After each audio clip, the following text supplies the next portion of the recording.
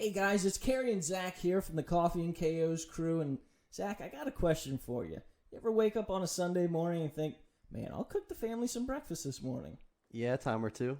Have you ever noticed how you throw the sausage links up on the griddle to one side, you throw the eggs up on the griddle to the other side? You never cook them touching. No, you don't ever want them to touch. It's weird. Yeah, I agree, man. And it got me to thinking, why do we do that with our underwear?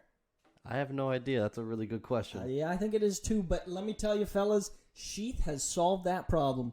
They have come out with men's underwear with not one, but two pockets to keep your eggs and sausage separated. Thank goodness. This has been a problem for way too long. I can't believe it took, I'm 26 years old, 26 years at least, to come up with something so intelligent. The material is great. Everything about Sheath underwear is amazing. And what's even better, we have a promo code.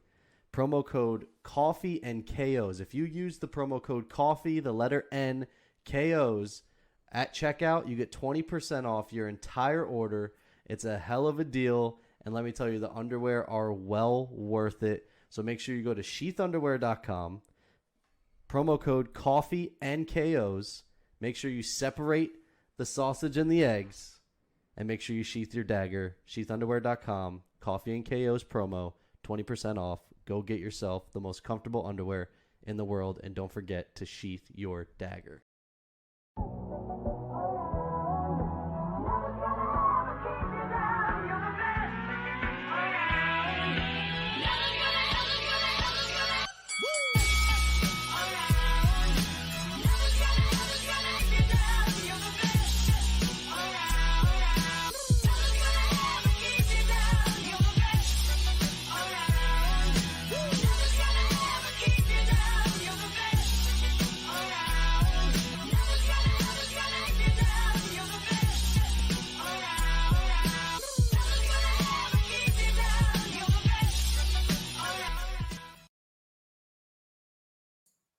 Ladies and gentlemen, welcome back to another Outside the Octagon interview presented by Coffee and KOs. We have our man, Slippery Pete, Peter Barrett.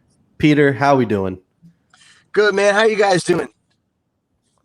Good. It's been a while since we've last spoken. A lot's happened, a lot's been going on. But what the hell you been up to, dude? So, I'm sure you guys caught the last one, but I came out of that last fight with some damage to my ACL. So I've been doing my due diligence and getting that thing healthy, so I can come back at a full speed sprint and not just kind of, creep my way back into the scene. So, really just been working on all my things, doing my physical therapy, getting this knee nice and healthy, and looking to come back and knocking some motherfuckers out again. And where are you looking to do that? Are you thinking a UFC return is in the works, or are you trying to bring it back to like the regional circuit for a little bit? So I would love it to be, right back with the UFC, but unfortunately after the last one, going 0-2, regardless of the fights, prompted them to release me. So, Massachusetts just hit phase 4 today. We're hoping to get some news in the next month or two about some local MMA shows coming up, and I would be lying if I said I wouldn't be looking to make a return with Cage Titans, rattle off a few wins real quick, and get back into the UFC octagon by the end of the year. And so ACL, no surgery. You're just rehabbing to get it better. Yeah. So there was no clean tear, but there was damage to it. From the heel hook at the end of the first round into the third, that ended the fight. So thankfully, no clean tear, no surgery was needed. Just a lot of boring exercises to get that knee strong and sturdy again. I had a kind of a question. I know the release obviously happened. That was a bummer. We hated to see that happen. What is that process like coming from the UFC? Like, how do they kind of relay that information to you? It was, I would love to say they sent me like a little severance package, but it was a cold email. Hey, sorry, unfortunately, due to his last 2 performances, we're going to have to let him go. Thankfully, just throw it on top. Thankfully, they said, if you can put together a streak 2 to 3 wins, we'd love to see you back in the octagon. We'd love to have you back. But going 0-2, we just gotta let you work on some things, and hopefully we can have you back as soon as possible. Do you think like a lot of it is because of the massive cuts the UFC are doing, but also like COVID? Like, do you think like had COVID not been a thing, you would have maybe got one more shot? Because it seems like since the whole COVID thing has happened, is where we're seeing all these mass cuts. Like we just saw Overeem, JDS, that type of thing. So my perspective is that if COVID wasn't a thing and I fought, some of my original fights as scheduled, who knows what would have happened, and I might not have been in this position. That being said, I think that they're releasing people because of COVID, meaning that if you're not performing, they'll sign someone else and give them the opportunity. I mean, Dana, before my last event, was saying how this is the largest roster the UFC has ever carried, and we're in the middle of a global pandemic. And I think that's solely because half the roster that is under contract isn't fighting, and half the roster is, and everybody that needs a spot to fill is open to someone that's training and ready to go. So I just think that they're kind of using this maybe as like a casting couch period. Like, come on in, get a couple fights, see if you work. If you don't, we're going to let you go, but we're going to keep you on the radar, and you might just be a phone call away. But I think it's just because they're signing so many new people that are ready, willing, and able on the drop of a call, that they don't need to carry around people, much like myself, that went, that had 2 losses back to back. And I remember like right around the time of your fight, that's when they kind of announced it. They kind of broke the news that they were going to be trimming the roster by like a pretty heavy amount. Was that something that you kind of felt going into that fight? Like, did that impact your performance at all, or not really? I mean, if you saw me at the end of that fight and you watched the emotions travel the 6 inches between my ears a few times, I started putting 2 and 2 together. Going into that third round, crew Mark Delagrati, one of the things he made a point to say, Peter, listen, you don't want to go 0-2. This could be your career in this round. Like, let's make sure we do the right thing, stay afloat, coast, don't get into any dangerous positions. And, we were very aware of it. I was aware of it going into that fight. I saw that fight going, how do I want to say this? I saw that going this way for either one of us. I think if he went 0-2 after his last fight, he was on the cutting block, and if I went 0-2, I was on the cutting block. I just think that granted in his world, or in his pertaining to him, he's a lot younger and has much more time to develop the stand up to go with his ground game. But I don't. Time's not on my favor in that aspect, so I got to get back to work as soon as possible. But yeah, I just think there's an overabundant amount of people ready and willing to fight because no one else is fighting, and they're just seeing what everybody's got. That card was rough because I remember obviously you were very emotional, and then Cub Swanson was a guy that actually was super emotional after his win because of the whole. It was like, I think that that card took place like the week that Dana White had announced that all these cuts were going to happen, and it wasn't just you two. I just remember Cub Swanson specifically was like bawling after his win because it was a fight that I would believe he never came out and actually said it, but I believe that he felt like had he lost the fight, he's an older veteran type guy, that he was not going to be with the UFC any longer. And that's a guy who's got a billion fights in the organization. Yeah. And I mean, that's just, does that speak to the company that we work for? I mean, maybe, but at the same time, like, I'm not in his position. He is a very, tried true veteran of the sport, but I mean, in his favor, he would have a future with any of the other promotions, if they chose to have him. I mean, do I have an option with PFL? I don't know. With Cub Swanson, I would guarantee it. Do I have an option with Bellator? I don't know. I'm sure he would, but like, I think they're just trimming the fat wherever they can. Yeah, 100%. And so just kind of going back into the Chase Hooper fight a little bit, did you feel like you were up 2 rounds, like pretty clear going into that third round?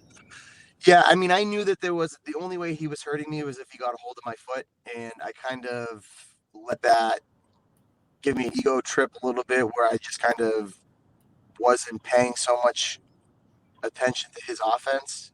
Like I was eating a lot of punches, eating a lot of kicks, which whatever. In the moment, that was me kind of just sticking my chest out and letting him know that I wasn't afraid or concerned with his striking. But yeah, I would say I knew I was up 2-0 going into that third round, 100%. Yeah, I'm pretty sure that I had you 2-0. I don't think that he was doing anything to warrant winning any of the rounds.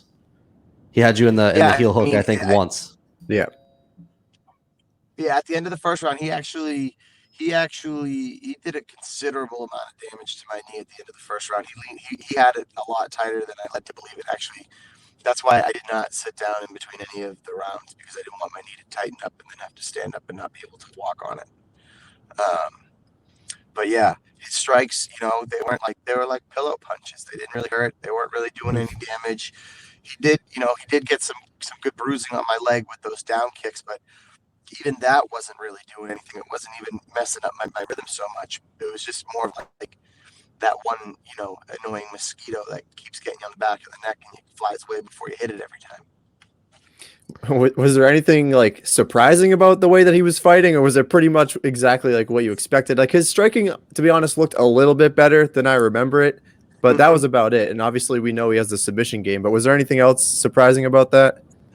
I was more impressed with his striking, and then after listening to some interviews, it turns out he had traveled down to Virginia to work on someone specifically for striking for his entries into his takedowns, which made a whole lot more sense to me. I think his striking, he learned a lot of lessons against who did he fight right before me? Alex Caceres. Caceres, yeah. I think he learned a lot with Caceres, and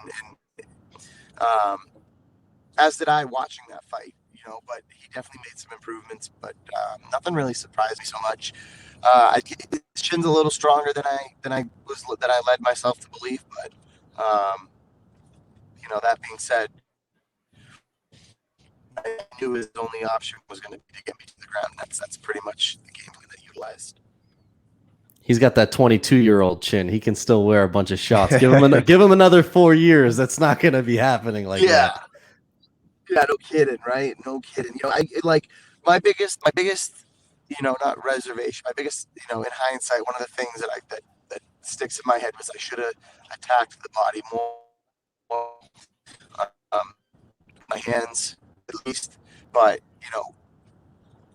in that same breath of air, I had to be very cautious of getting too close, because one of the things that I picked up watching film on him was he would let people in. He would bait people in to let them think that they were working offensively, and then before they knew it, he was on their back against the cage, taking them down, standing, rear naked chokes, the whole nine. So it was a very fine line of being aware and respectful of what he brought to the table while still being as offensive as possible. Yeah, and I feel like you did a great job of that. Obviously you were winning the first 2 rounds, and I was like, oh, I wish he was kind of being a little more aggressive, trying to go for the finish. But then, you bring up that whole aspect that you don't want to get too aggressive, because if you get too close, then he can kind of work his submission game. So I feel like it's kind of works both ways.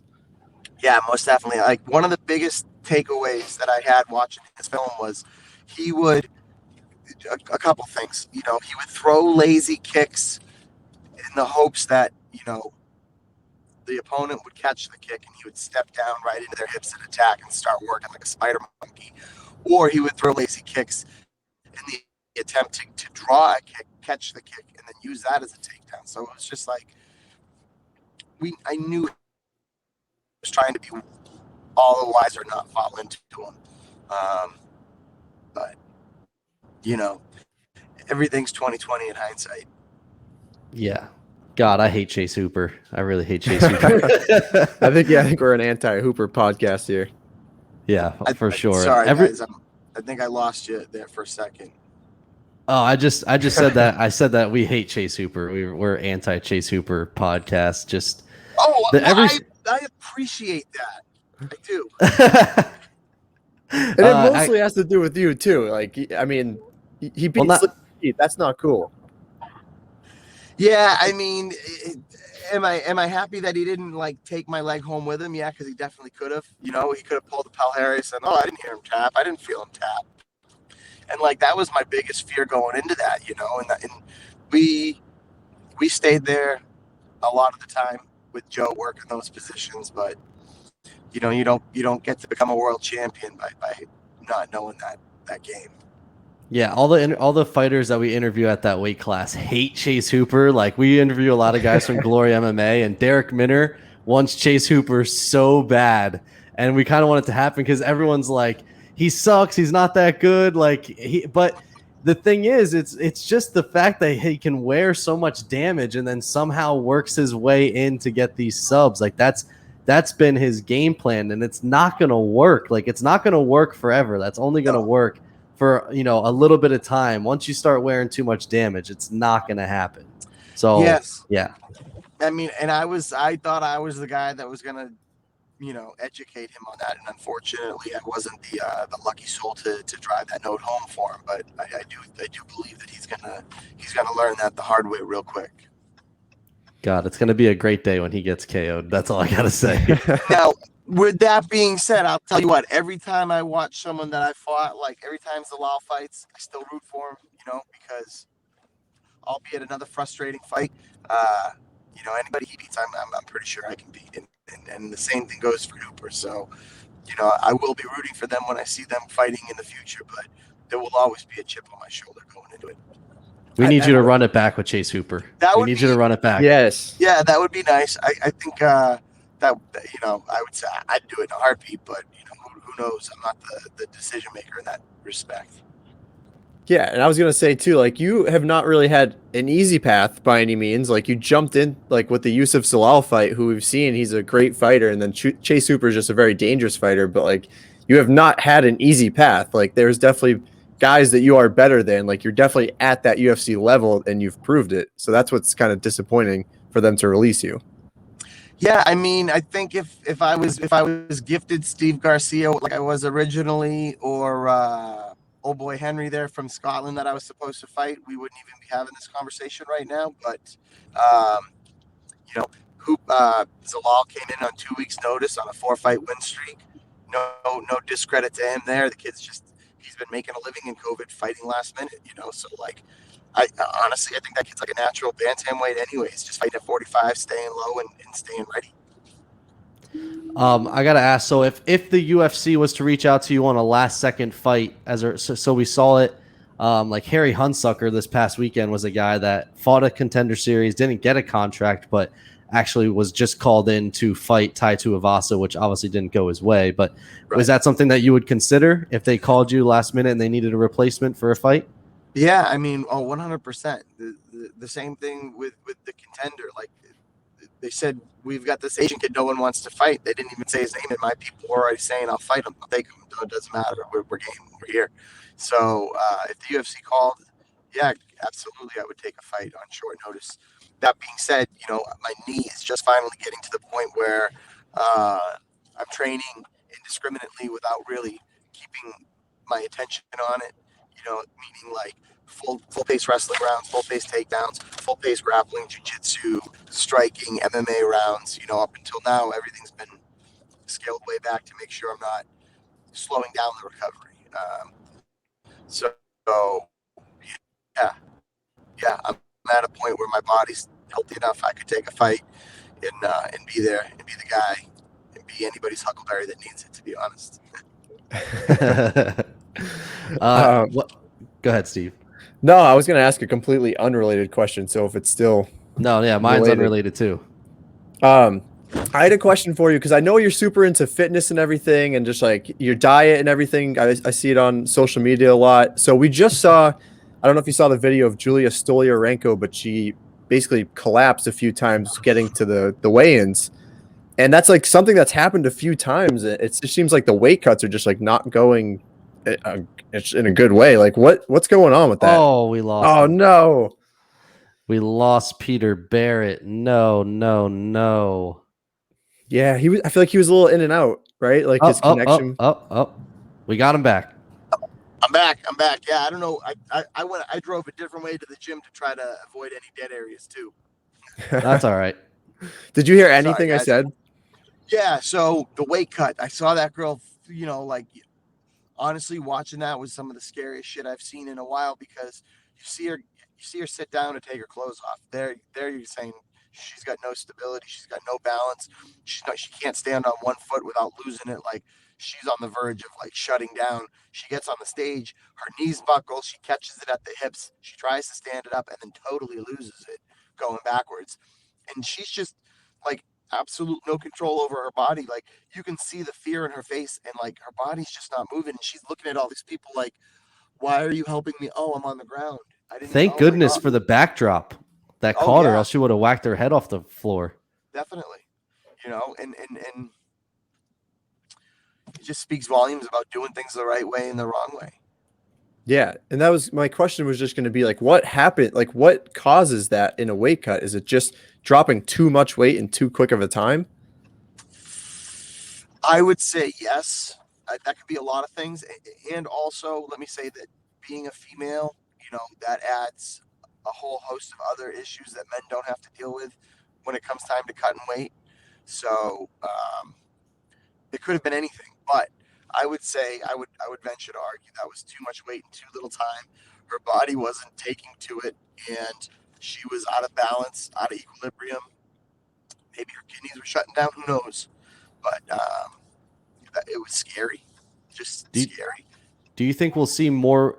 I don't think we will, but people are lobbying for more weight classes. Do you think that's something that would happen? I don't technically see it happening, because I think that's more fighters that the UFC now has to employ technically, and you know, I don't know if that's a business they're ready to venture down. Yeah, I don't think it would matter. I think the guys that want to cut weight are going to cut weight, and the guys that don't want to cut weight aren't. And you're starting to see, you know, a lot of lightweights move up to welterweight. You're starting to see a lot of welterweights move up to middleweight. Granted, these are guys in the second half of their career that are a little older, but I would love to see that be a growing trend. It's just, you know, mentally, you feel like you have a bigger competitive advantage fighting at a lower weight class and putting that weight on, you know, in the 36 hours you have. And like, case in point, I remember, you know, before I got the opportunity to fight on the Contender, I was at a Contender and I saw Mike Chiesa, and I'm seeing how big this guy is, and he fights at 55, and I'm like, man, I'm fighting 55 on the local scene. That dude's like 2 whole humans larger than me. There's no way I'm competing at 55 at the UFC. And then Tony Martin was a teammate at the time, and he was also a humongous lightweight, you know. But then you got guys like Joe Lozon, who never really had to cut weight, never really worried about weight, fights at lightweight, could fight at 45 if he really wanted to, just never saw the need to, and never made it about the weight class. Yeah, I feel like, I don't know, could you ever like cap it and say, if you come in at like 190, you won't be allowed to cut down to like 170? Like, would they ever be able to like restrict it like that, or is that just kind of kill the competitive vibe? I mean, they could do that, but they were going to need to have like 3 fighters on retainer for every weight class, assuming, you know, someone comes in overweight on fight week and they need to replace that guy within 2 to 3 days of somebody that's within that bubble. You know what I mean? What do you do if you have 4 fighters come in, you know, 5 pounds out of their 20, you know, 10% body weight allowance for fight week? You know, like ONE FC is trying to moderate that, but I haven't really been following that, to be honest, so I don't know if they're having any success with it. Do they have like a doctor or someone that checks on you during the weight cuts, like before you step on the scale, like in front of everyone? Or like, because that's one thing I thought is maybe, you know, they come, they check on you, and you have to be at a certain weight prior to stepping on the scale at the end. Honestly, if you put an athlete cutting weight in front of a doctor, they would be hard pressed to not do everything in their power to stop that person from competing because of what you look like systemically, what you like, the numbers that you're going to be giving off, like your heart rate's going to be way through the roof, like you're going to be stuck in fight or flight, like it's just not a healthy place to be. So if you were to put something like that in front of a doctor that wasn't vetted into the community, you'd be risking a lot. That being said, they do have a host of very knowledgeable, helpful nutritionists, dietitians, everything of the sort. They have a great staff on hand. if you're dealing with cramps, if you're dealing with this, if you're dealing with that, you call them. They'll come right to your room. They'll give you whatever you need, especially with like everything being in the bubble right now. Like, you call the guys that are on the clock that are there during the time, and they'll give you whatever you need to help you. They'll make recommendations. Hey, if you're having an issue with this, try that. If you're cramping, try this. How much weight did you cut today? You got to cut how much weight in the morning. Okay, drink a bottle of water now. Try to get to sleep, because if you can't sleep, it's not going to matter. You're not going to be able to perform anyways. So there is a support system there. You're just relying on the athlete to tell the truth, which, who knows, maybe that girl in her camp was telling everybody behind the scenes that they were fine, and they kept everybody in the dark going into it. Yeah, and I feel like that's probably part of the problem, right? The athlete is going to want to fight 99 out of 100 times. Like, no matter what's going on, they're going to say, yes, I want to fight. Yeah, I mean, I'll tell you, for me specifically, my first fight, I was dealing with some really bad cramps in my calves, and it was every time I lay down, both my calves would feel like I was being stabbed in the back of the leg. And I'm like, man, do I call Charles? Charles is the dietitian on hand. He works for the UFC. But I'm like, man, if I call Charles and I tell him I'm having these issues, maybe he calls the state, or maybe, he's in a position where he needs to notify someone and say, we got to keep an eye on him. He was cramping. He was this, he was that.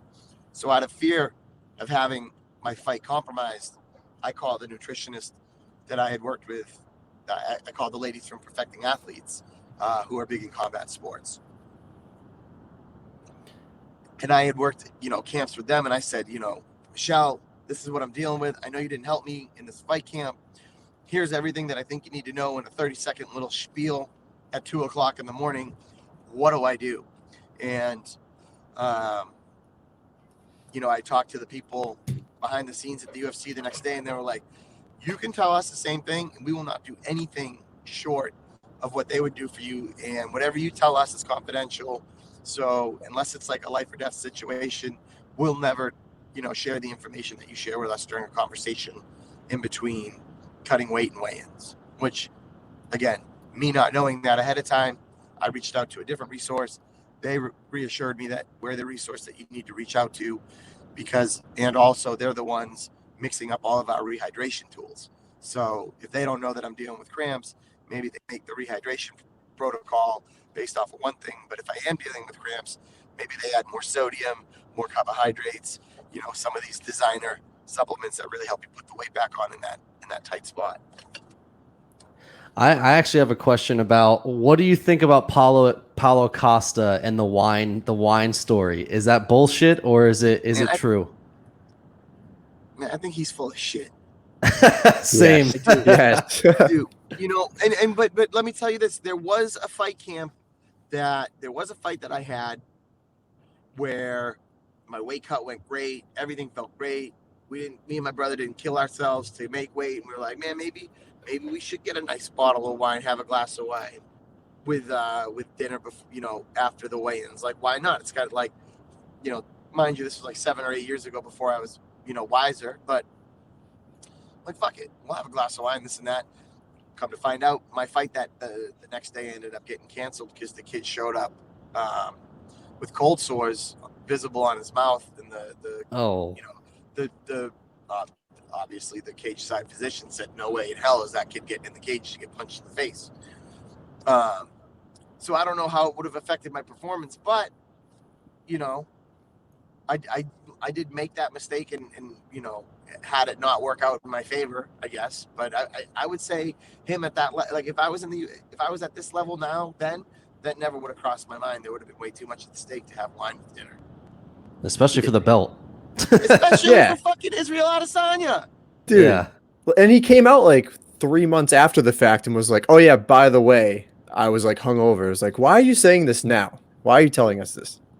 The funniest thing about that is that the video that he put up of him talking about that, he looked like he was half in the barrel talking about it. Like, oh, I've got this great idea. I'll just tell everybody I was drunk. And like, he was probably drunk then, not drunk the night before the fight. He thought it was a good idea. Like, oh, I'll just tell everybody I couldn't sleep and I had some wine. Like, No, motherfucker, you would have been eating magnesium. You would have been taking Sleep Elite. You would have been taking Sleep Recovery. Like, they give you fucking 7 or 8 different sleep supplements fight week to make sure you can fucking sleep. He wasn't drinking wine. And how did he get wine into the fucking bubble? We can't leave. He must have had Ottman's guy as a Cubs guy. We can and we can't to an extent. Like, yeah, they let you go to Whole Foods. Whole Foods in Las Vegas does sell wine, but like, you're gonna tell me that Paulo Acosta went to that Whole Foods, walked up to the register with a bottle of wine in his fucking hand for the whole world to see ahead of the biggest fight of his life? I don't fucking buy it. Yeah, I'm calling bullshit on that too. But did you happen to watch the Kevin Holland Derek Brunson fight too? So, unfortunately, I work Saturday nights, so we're still at a point where we have to close at midnight. So we shut the TVs off to kick everybody out of the bar, and I missed the whole fight. Well, that's a good thing.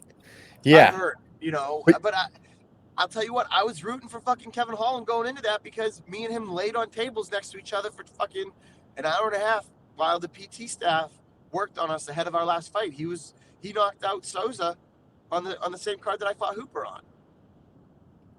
True. Yeah, he did. I was just going to say, too, because it's like, if you watch the fight or if you saw any of the clips, like, he was just, they call him Big Mouth for a reason, right? He likes to talk it up, but he was shit-talking the whole time and never did anything to really get back into the fight, wasn't taking it serious.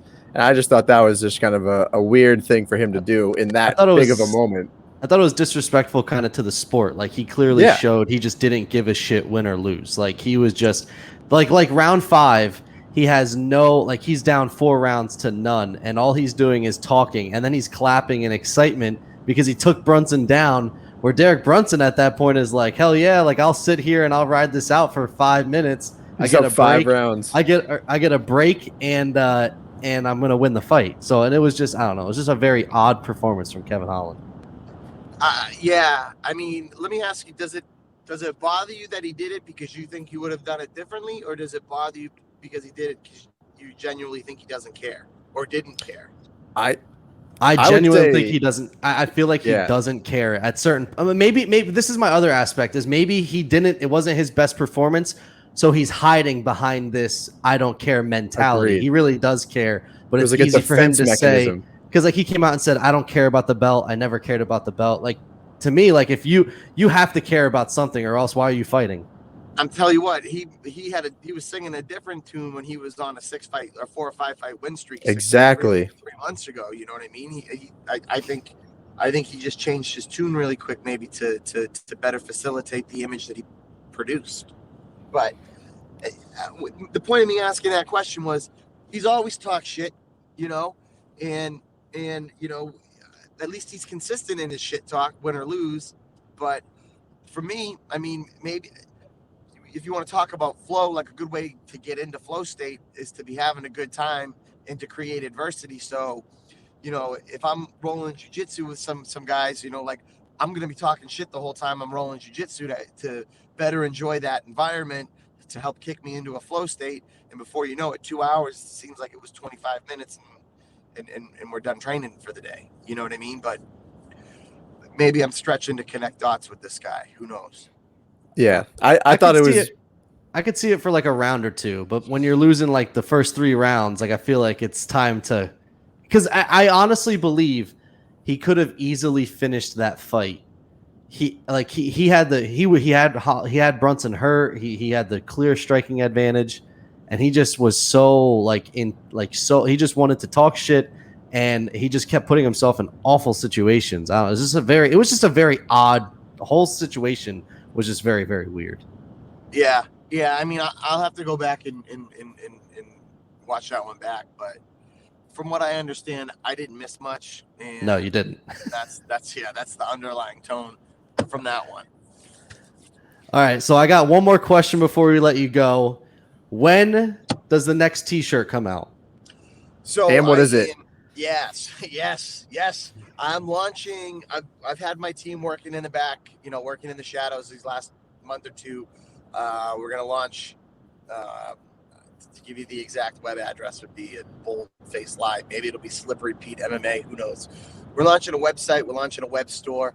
I'm clearing out my existing inventory, kind of doing like a throwback campaign, and then judging off of that.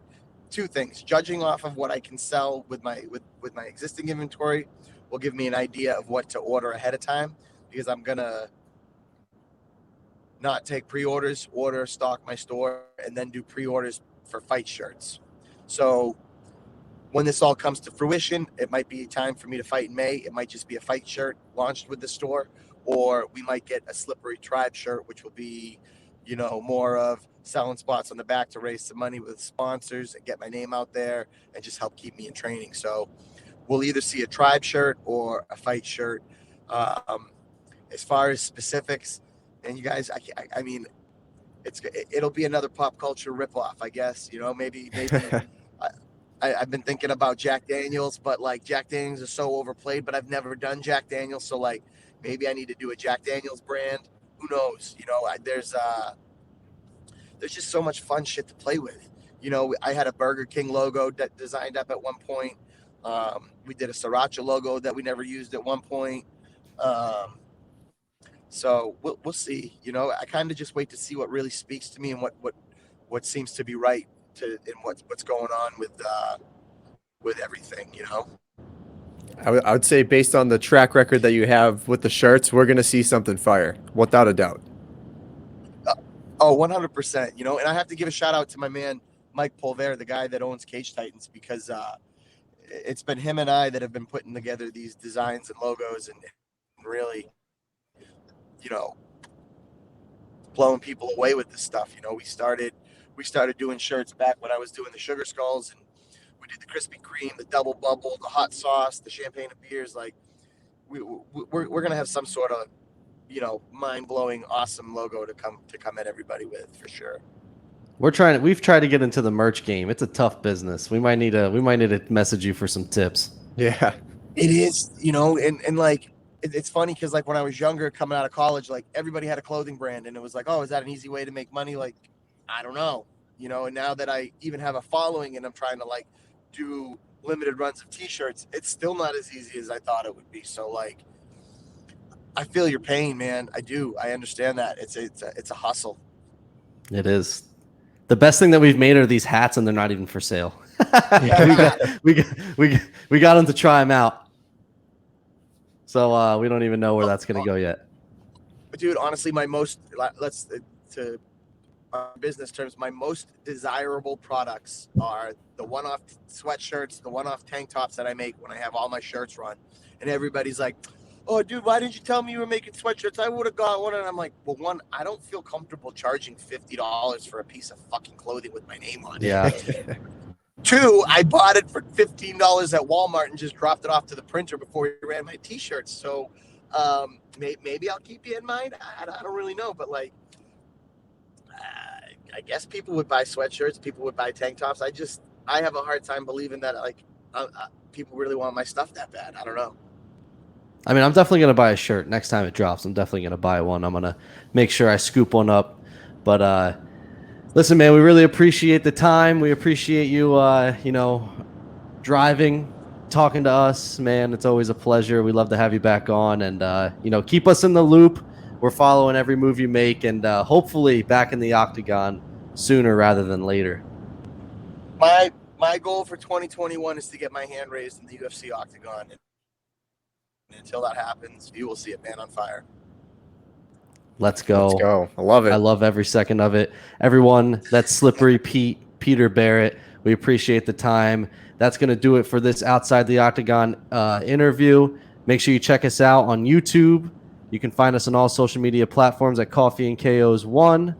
And don't forget to check out Sheath Underwear. Don't forget to sheath your dagger. Promo code Coffee N KOs. Get 20% off your entire purchase. Y'all, I meant to mention that, dude. I've been working with Sheath for like the last 8 years. Rob's an awesome guy. That's the only underwear I wear. I've got Joe into it. I've got Mark Delagrati into it. I've got all my coaches, and everybody gets Sheath underwear when they work with me, dude. It's like the gift that keeps giving. The greatest 100%. thing ever. Your sack will thank you later. That's all I got to say. People didn't 100%. understand how it's gonna feel. Like the underwear game has been changed. People don't know it though. You gotta try it out. 100% agree. All right, guys, take it easy. We'll see you next time.